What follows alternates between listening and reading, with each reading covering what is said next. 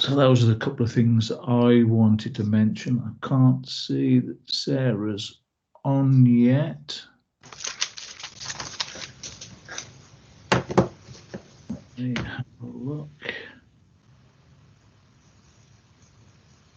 Yep, she's resent that, so hopefully she will be on shortly, and we can kick off with the webinar.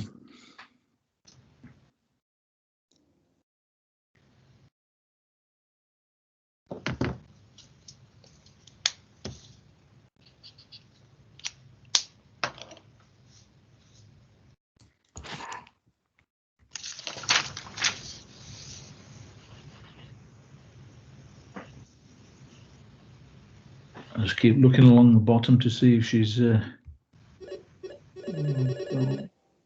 Unfortunately, she hasn't.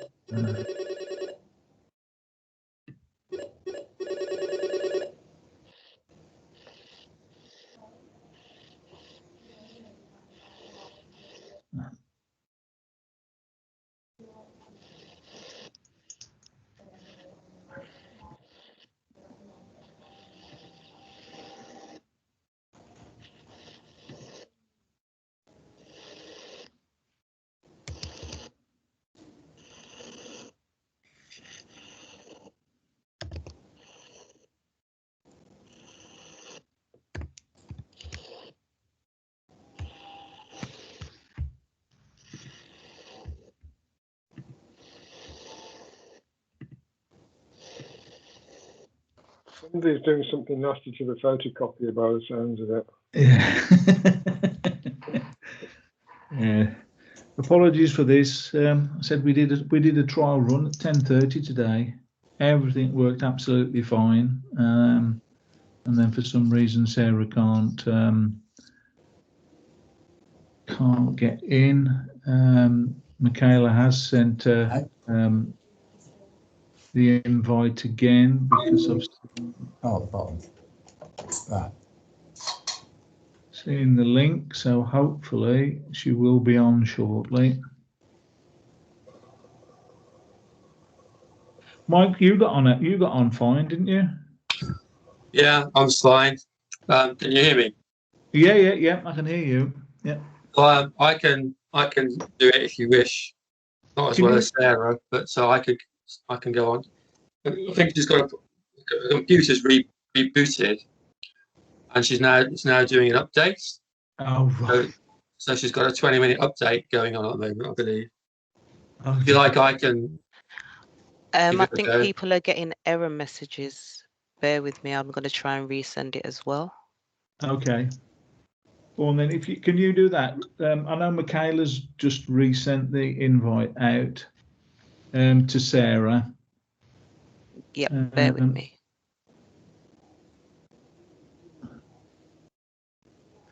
But then we'll just try this last little bit. Then, if that doesn't work, Mike, if you could go ahead with the presentation, that would be great, or at least kick off. Yeah.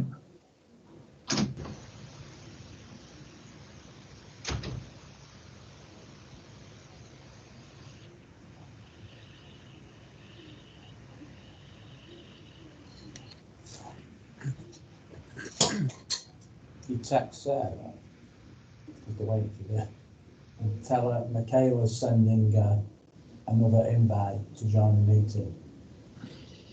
There's something over the computer, it's doing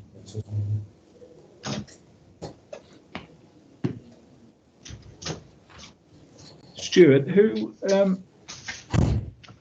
is you? Is it Sarah? Your Sarah? Sarah Evans? You're trying to get on? Yeah. Yes. Let me see if I can do it another way. Oh, hi, I'm on. Sarah's on. Yeah, I can see you at the bottom. Just hiding. Yeah, just hiding. Right, okay.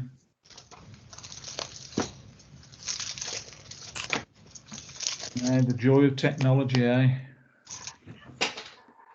All right, so I'm back now. Not sure what happened there. Right, good. Are other people waiting to get on, Dave? There are a couple who's for some reason got error messages. We've got 10 of us on. So I think what we might try and do, Mike, is if we could just start. If I start off with a little introduction, I've already mentioned about the awards evening and the advanced engineering. Some of you might be wondering why we've chosen Sarah and Mike to give this presentation today. Well, recently we had a national committee meeting and we were talking about how can we get more members, how can we get more people involved in the SEA? And one of the members on the committee mentioned that, well, he used AIM internet to help with his marketing. And when you actually search for a particular finish in Google, his company always comes top every single time. So we asked him, how do you do that? He said, I use this company. So I had a chat with Sarah, said, would you like to come along and give a presentation? And thankfully she agreed. And so now I would just like to hand you over. I think Mike's going to take us through this presentation today. If you have got any questions, Mike, do you want to take those at the end, or do you want to take them as we go along? What's best for you? At the end, please, if that's okay. Okay, so if you could keep your questions to the end, and put your microphones on mute while we're having the presentation, and then there's going to be plenty of time at the end for you to ask as many questions as you like. So I'm now going to hand over to Mike to take us through today's webinar. Thank you, Mike. So Dave, can you see my screen? Yes, we can see that. Yeah. Okay, cool. Okay, so I'm Mike Rayburn. I'm the MD of AIM Internet. We've been in business now for 5 years, and Henrik Lisi Williams has been a client of ours for probably about 10 years. So the presentation is going to cover three things. Show you how you can ensure your website's an effective marketing tool. Show you how you can use digital marketing and social media to get ahead of your competition and generate sales. And get a green light, how you can get a green light to access funding to help grow your business. So our credentials, actually older than Google.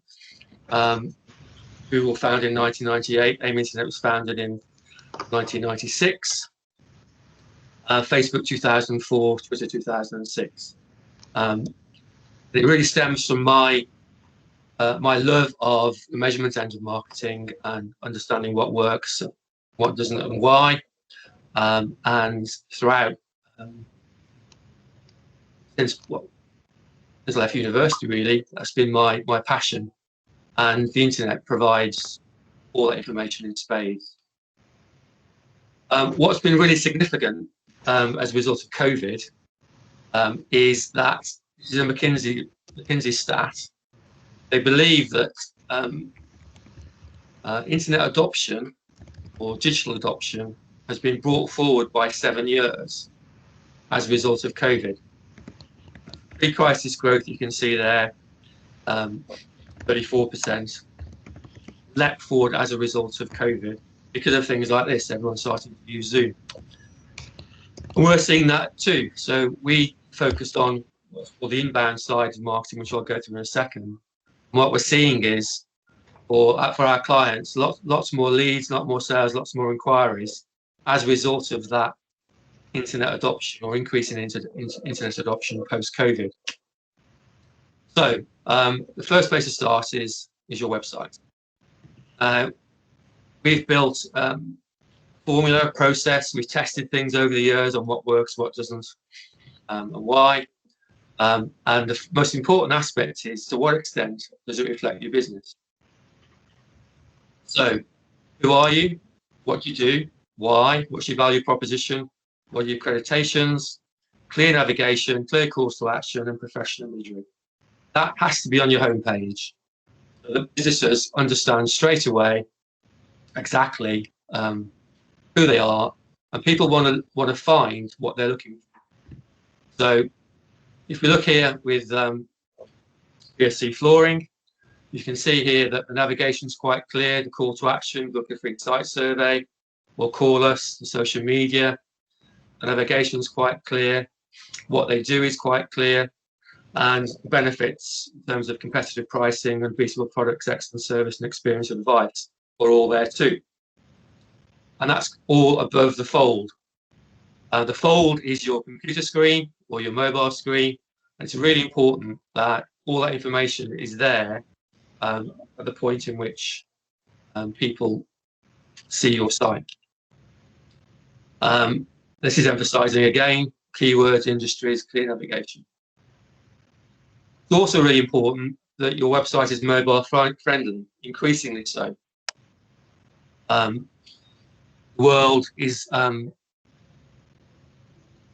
moving more and more towards mobile, and so if your website isn't clear and understandable on mobile, probably at the moment in your sector, you're probably going to lose about 25% of your traffic, or 25% of people are going to lose interest quicker if your website's not right, and that's only going to increase. It's only going to increase here, where mobile back in May became significantly more important, and we're seeing across all our clients mobile growing in significance and desktop getting less visits.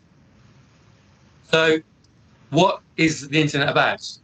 Basically that people, you need to connect with people who are searching for your products or services on the internet.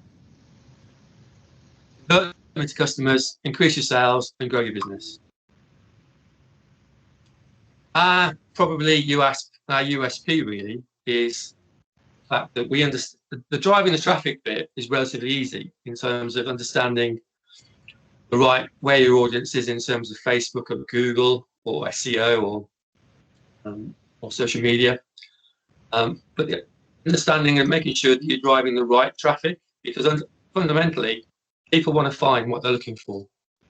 And if your website delivers them what they're looking for, then you're far more likely to get sales, more leads and more sales.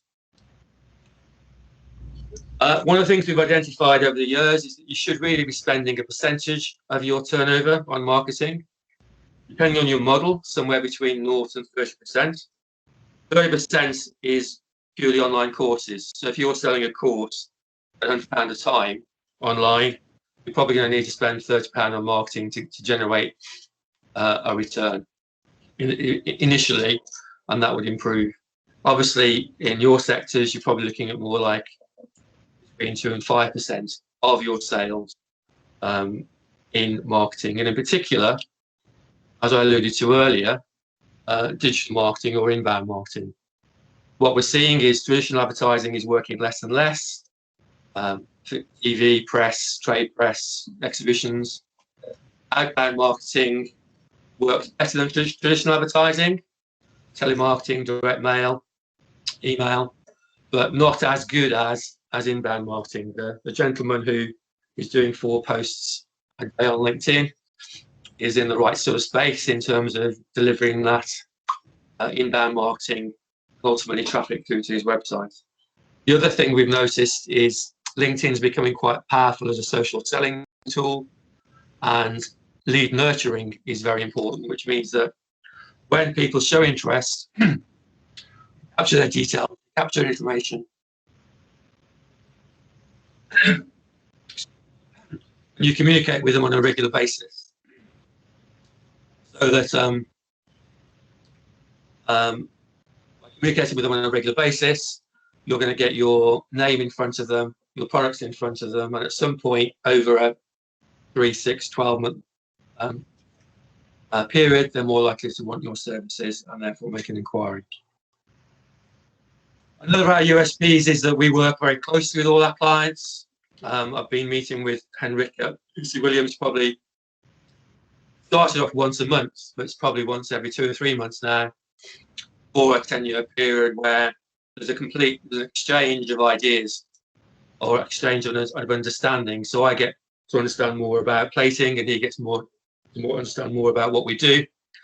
And between us, we understand where the margin is in the business, what needs to be driven, where the inquiries are coming from, and an understanding in terms of what lines need traffic and that type of aspect. So it's getting down to quite a lot of detail in terms of driving traffic to the actual traffic or visitors to the website. What we don't believe in doing is that we come along as experts and you just tell us what to do and we go away and do it. Because our experience is it needs to be a two-way thing. So our formula is, as I've identified, understanding the margin in your business. ROI to us isn't just your sales turnover, it's where your margin is. So if you make more money placing one particular thing or with one particular finish, would look to focus there to begin with rather than on areas where you're making less margin, or indeed areas where you're pretty busy and the production is full. Understanding where and how the website reflects the business, and then there's a whole range of services we do. It's called omni-channel marketing, which is search engines, pay-per-click, social media, remarketing, and email marketing. We believe communicating with your prospects as opposed to doing cold emails. Everything is test and measure until we identify what's working, and then we do more of it. It's very much like painting the fourth rail bridge. It's never ending. But what we have found, and this is quite important, is there's a definite alignment. If you're increasing your website visitors and they're the right level of quality, and there's ways to measure that, you will get a sales increase. There is definitely an alignment. So the percentage of website visitors and your percentage of sales, both from existing and new customers, there is definitely an alignment between the two. So how best to drive your best products and your margins? As I alluded to earlier, everything's about measurements. We use Google Analytics and Search Console, which gives us all the data we need from a website visitor perspective. We ask you, work with you where the margin is in your business.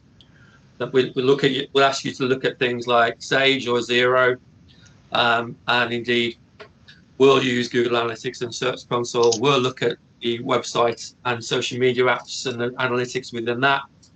We'll look at your CRM and we'll understand where to drive the best traffic. We can look at your competitors, so we know exactly who Henrik competes with, and none of the companies that we target are on this call.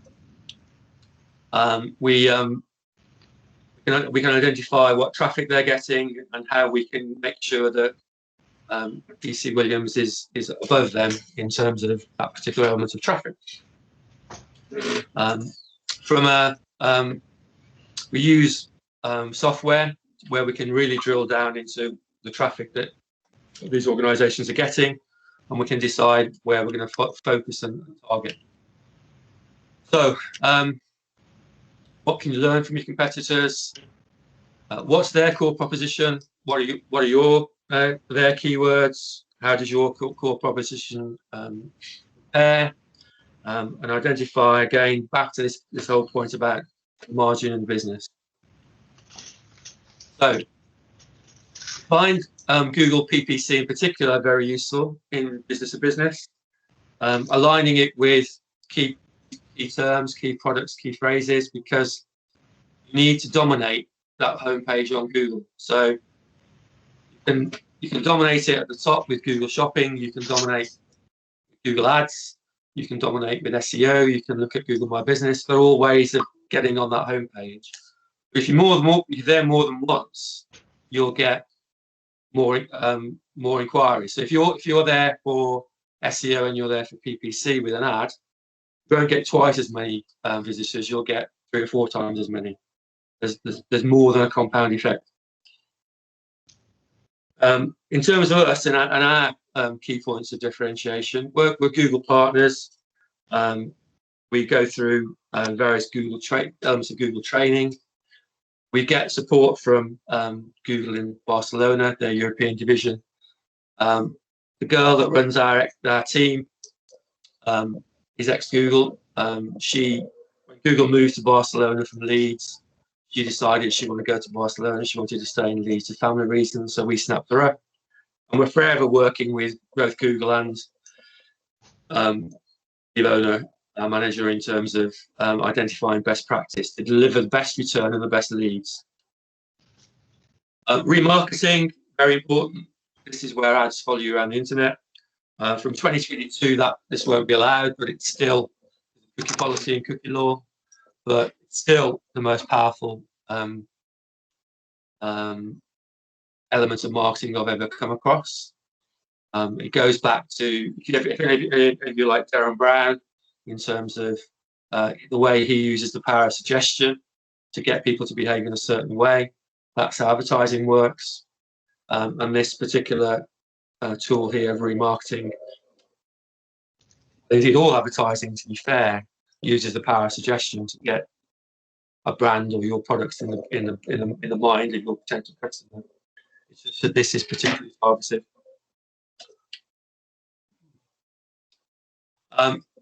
We can use display advertising, which means we can target competitor sites, we can target industry publications, we can target local press. Wherever your audience is, we can place adverts so that they're again more likely to see you. The more they see you, the more likely they are to have you in the subconscious, so that when they need your particular product or service, they will contact you. SEO and blogging. So there's various elements of SEO in terms of on-page technical structure of the site, making sure that you've got a blog, delivering the right content. And what we're seeing, that basically the more words you write on a regular basis, the more web visitors you get and the more leads you get. This is very typical of what we see. You can see on the left, to begin with, you're doing a lot of content and nothing's happening. All of a sudden, Google recognizes you and you start to get more website visitors. More website visitors you get, the more leads you get. The more leads you get, the more sales you get. Sarah and I went on a training course, and the stat was that companies that blog weekly, their sales increase on average by 6 to 7% a year. What this is saying is, if you're blogging the right content, as effective as a salesperson. And again, along with remarketing, we're seeing this post-COVID becoming more and more important. There's a reason why Google wants good content or LinkedIn wants good content. The reason is they want people using those platforms, LinkedIn and Google, on the site more. The more time they spend on the site, the more money they can make from them selling advertising. So you're contributing to Google and LinkedIn's revenue by producing this wonderful content, but Google rewards you by putting you higher up the search engine or presenting your ads better. So as a result, you get more website visitors, and the more website visitors you get, and the more sales you get.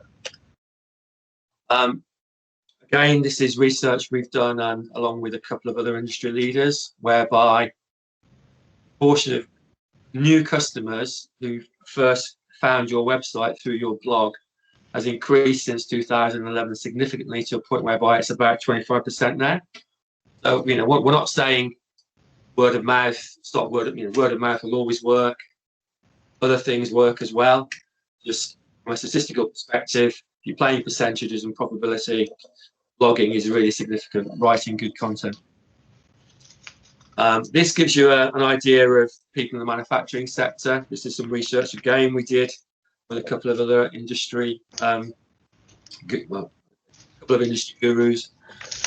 How 81% of manufacturing marketers have used email in the last 12 months. 79% blogs. Video is very important. Infographics and charts. Producing good quality content. Points. And when we're working with clients, producing good quality content, with the stuff that we do in terms of optimization and aligning with PPC and ads and social media and so on and so forth, we've tried and tested formula. We've evolved over the last 25 years.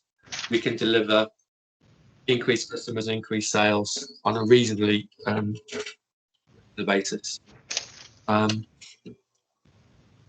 As I put the point, this is re-emphasising the point I made earlier, where if you align the PPC ad with the organic ad, you'll get more inquiries. Social media is growing, particularly in business to business, LinkedIn and Twitter. We find that you've got to find the right feed, the right hashtags. So exhibitions are very good in getting engagement. So whether it might be subcon or advanced engineering or auto mechanica or something like that, if you're in those exhibition feeds, that gets a lot of traction. Likewise with LinkedIn, we're seeing more and more, the more you post, the more relevant stuff that you post, the more relevant groups you post in, it's ways of getting your brand in front of people.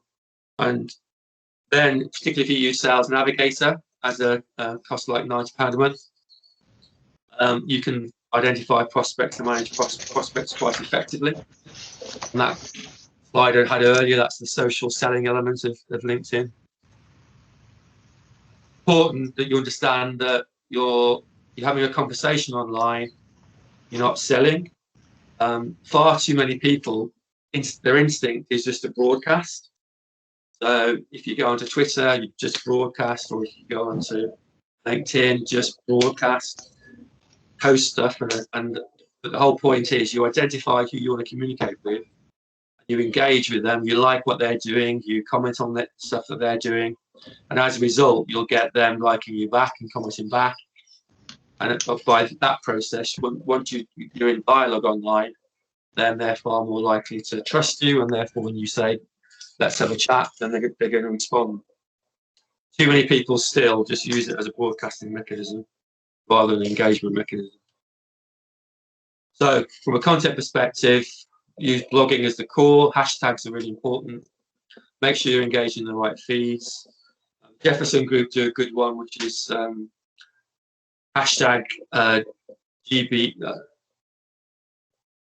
GBMFG. There's another one, hashtag UKMFG. There will be other ones relevant to sectors which you're targeting. As I've said earlier, better quality of the content. The measures Google use are expertise, authority and trust for their identifying what is good content. And what we find is that if the client is writing the content, it's authoritative by default, as opposed to us employing a copywriter to do it, and then it's effectively SEO fodder. That we could do 4 or 5 years ago. These days, it really has to be client driven. Again, in the olden days, I'm not sure if you're aware of black hat and white hat in SEO. Goes back to the old westerns where the goodies always had white hats and the baddies always had black hats. What Google have done over the last 20 years is it eradicated all the ways of gaming Google, really. So they reward good content and they punish dodgy tactics. We've always been white hat. We've always tried to do the right thing for the right reason. And as a result, our clients get significantly more traffic and business off the back of it. Google My Business is growing because of the importance of voice. So on your phone, if you do a search, you Google My Business, it pops up to the top. If you have a Google Home, which is the equivalent of Alexa, and you say, where's my nearest MOT garage, they will use Google My Business to give that information back. So as mobile grows and voice grows, Google My Business is growing. We're seeing, again, significant traffic for our clients because it tends to sit above search even, so works really, really well. And the point is, it's an amalgam. It's using a blend of all this SEO, PPC, Google My Business, remarketing, in dialogue with the client around the business and the margin in the business and what works and what doesn't. It really does help you grow your business.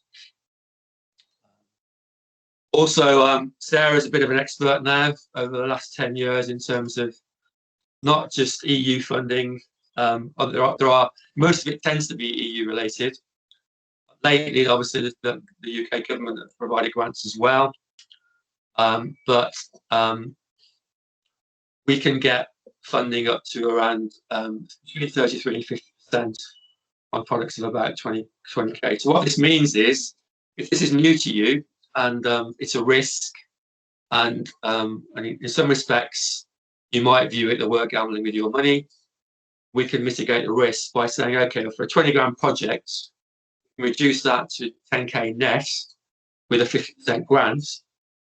And then also, because of what we do is quite technical, software related, you can use us for R&D tax credits. We have an R&D tax specialist we use, and that's obviously our time, but also the time that you and your team spend on it. So we can usually knock another 5k off that. So that 20 grand worth of risk, where you've probably tried digital marketing in the past and you had your fingers burnt, or you might be using digital marketing now, it's working really well. But we aim, Sarah's developed an expertise in being able to mitigate that risk by typically a 20k project costing you net around sort of 5,000–6,000, depending on how you view the R&D.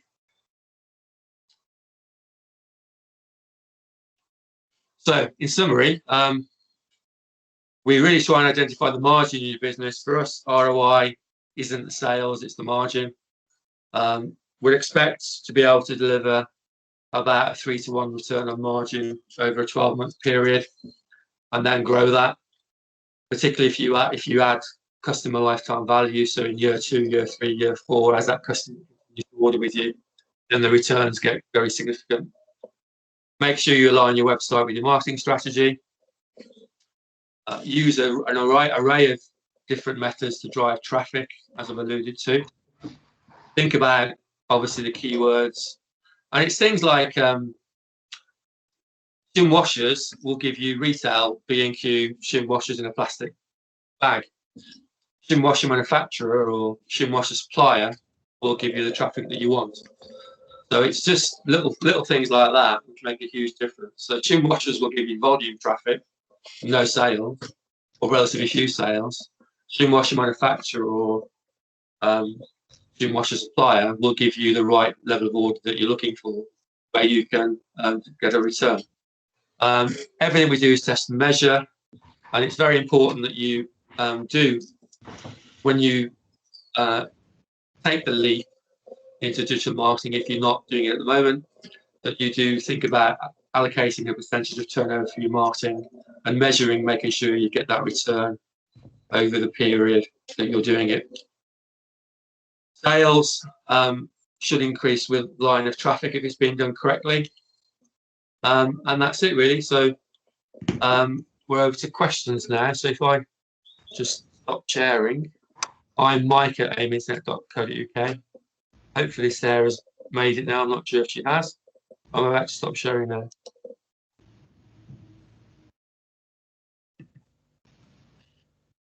Oh, thanks for that, Mike. Now, Sarah hasn't been able to get on, but what she has sent me a message saying, did you want to switch to Whereby for the Q&A and give everybody in the meeting a link for that?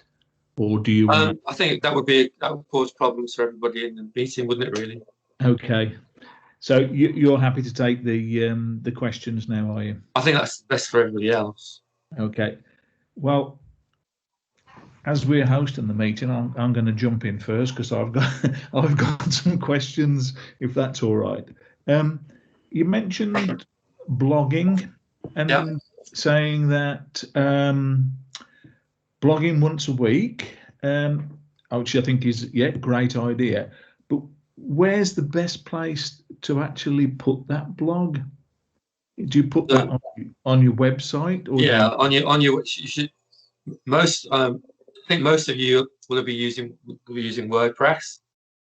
Yeah. Which is a blog basically. So you have a blog on your website or a news section on your website, and then just begin to write about. So for the association, it would be case studies would be ideal. You'll know of how members are doing, how successful they've been in winning orders and that type of thing. People should be getting good news, so you could do lots of good news stories about your members, in the same way that Jefferson Group do very well, whereby and you could actually tap into things like that. So I think there's quite a few manufacturing news sites which focus on the positive, and you could pick up on that and share that news with your members to start to get a positive vibe out there that we are coming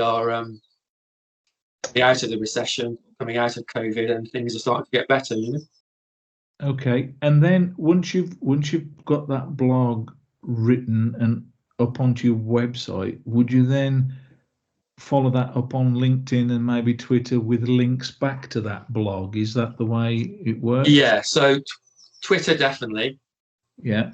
LinkedIn prefer you to keep the content on the site. They don't like you leaving the site, which is sort of okay. But you can have they've massively improved the profile on LinkedIn. So if you improve your profile and add products and so on and so forth, and add the content on there as a separate thing, then LinkedIn will be far happier with you because they're keeping you on the platform so that they can sell you more advertising. Is why they're doing it, but it also happens to work more effectively. Okay, yeah, thanks for that. You mentioned using hashtags as well. I know absolutely nothing about hashtags, right? I'll be absolutely on it, nothing at all. Can you make your own hashtag up? Yeah. Yeah. So if we got a particular event or something coming up, we could make a hashtag up around that. Yeah. Yeah. Okay. Absolutely. So you should definitely have something like an event, or you should have hashtag SEA, so it's always your content, always your feed. Okay. In the description at the top, you have hashtag SEAF. That way, it's you own it. It's your conversation with your members. Okay. The best way of explaining it is if you're into sport, a football match. So the Carabao Cup final was on Sunday. I know there'll be various feeds going on about. There'll be hashtag Carabao Cup, or it'll be hashtag Man v SPU. There'll be a particular one, as in Man City versus Spurs, and then you can actually follow all the comments in that hashtag, and then have a conversation around the match. Or if you're a bit more biased than that, so you just want to have a conversation with your own supporters, there'd be a hashtag Spurs or a hashtag Man City tag, where during that game, lots of people would be making comments about the match and then doing hashtag Man City, and they'd be having a dialogue about what's going on in the match. That's the best example I know of explaining what a hashtag is and what it does. And you're quite right, for an association like yourselves, it would be a very good idea to have your own. But you can also engage in conversations like, as I say, UKMFG or GBMFG. Yeah. Okay. Well, I've had my couple of questions, so now I don't want to hog all the questions, because I'm sure the other people who on the webinar have got lots of questions. And we've got Sarah's on. I'm so sorry, everybody.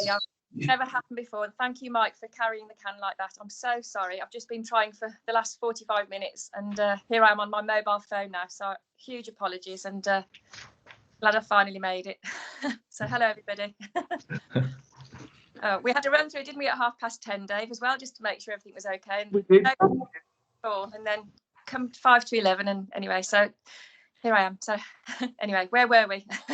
We questions and answers now. So who's going to go with the first question then? Oh, nobody.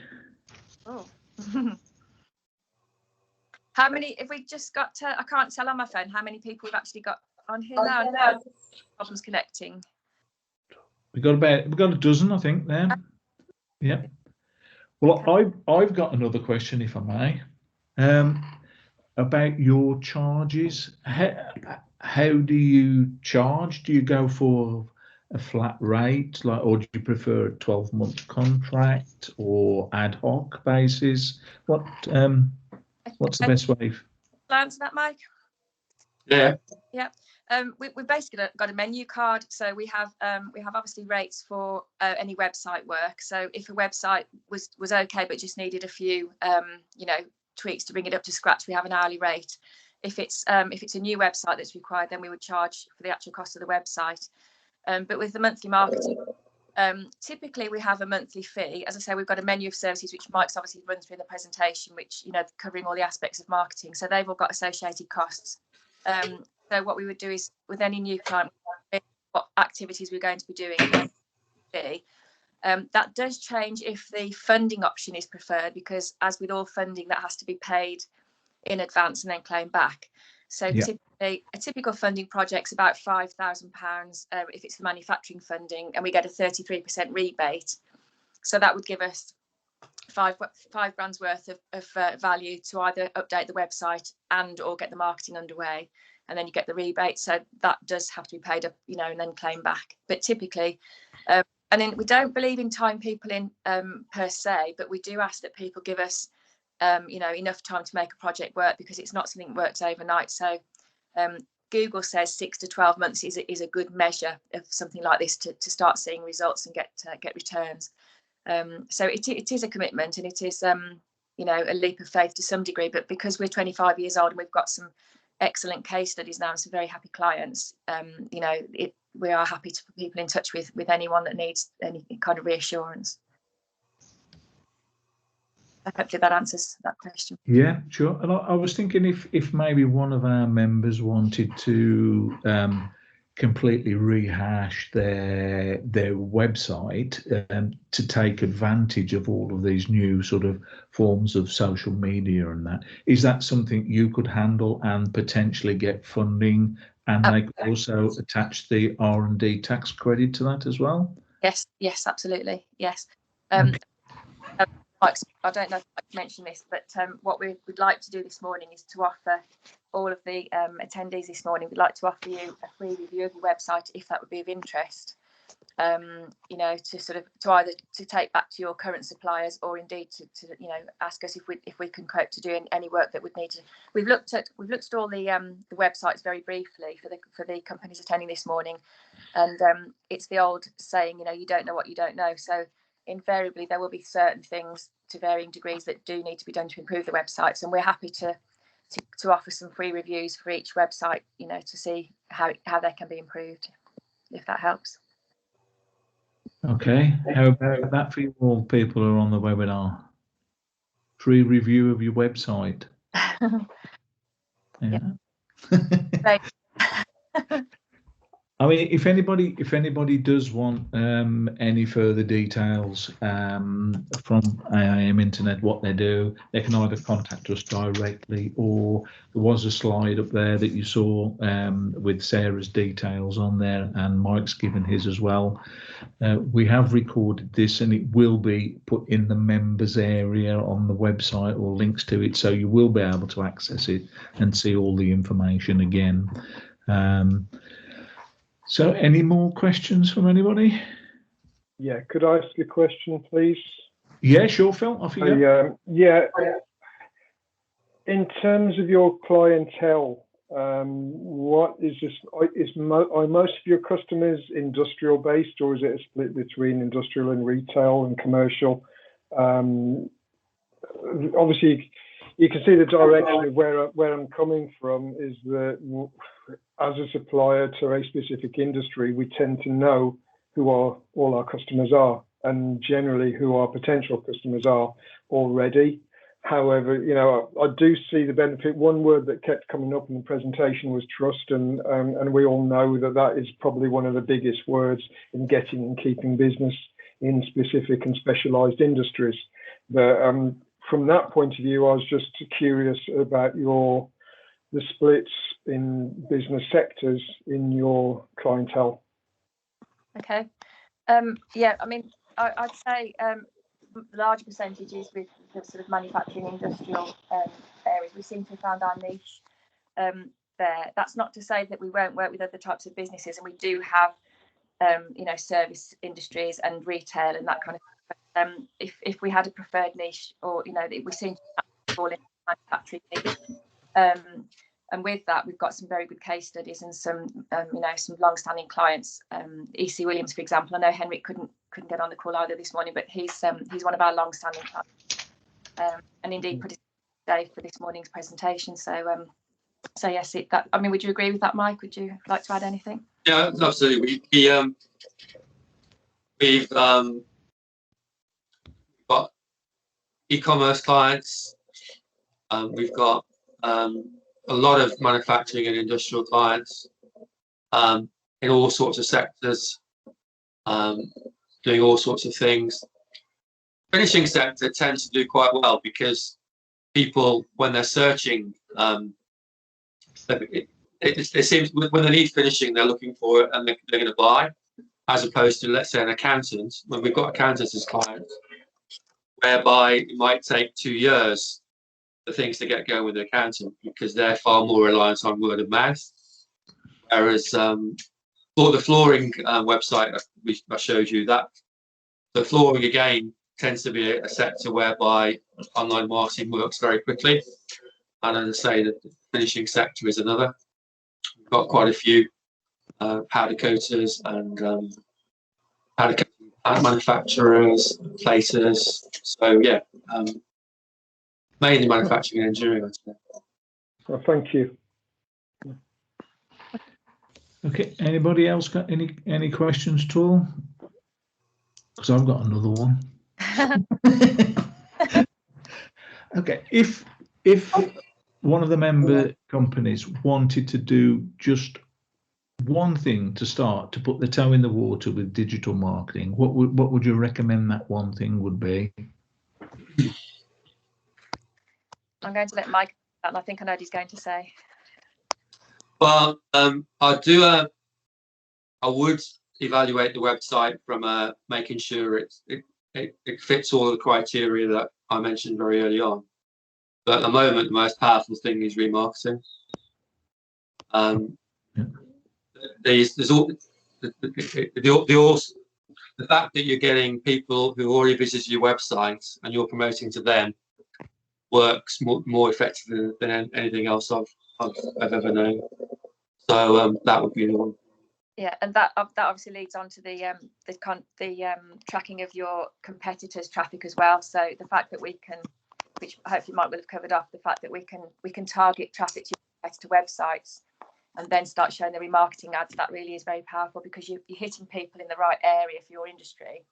And it's a bit like driving past the same billboard poster every day. You don't keep looking at the same billboard, but subliminally know it's there. So it keeps your display ad in the right area of your industry online is very powerful.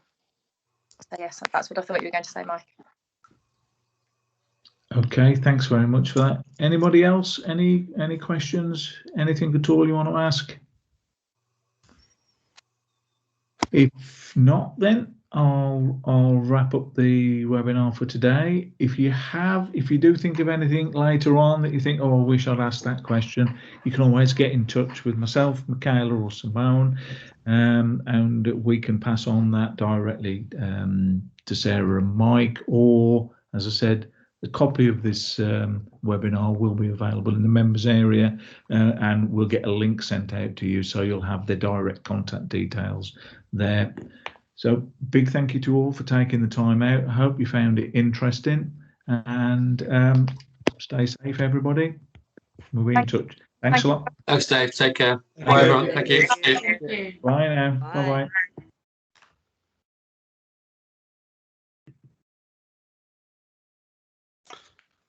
done,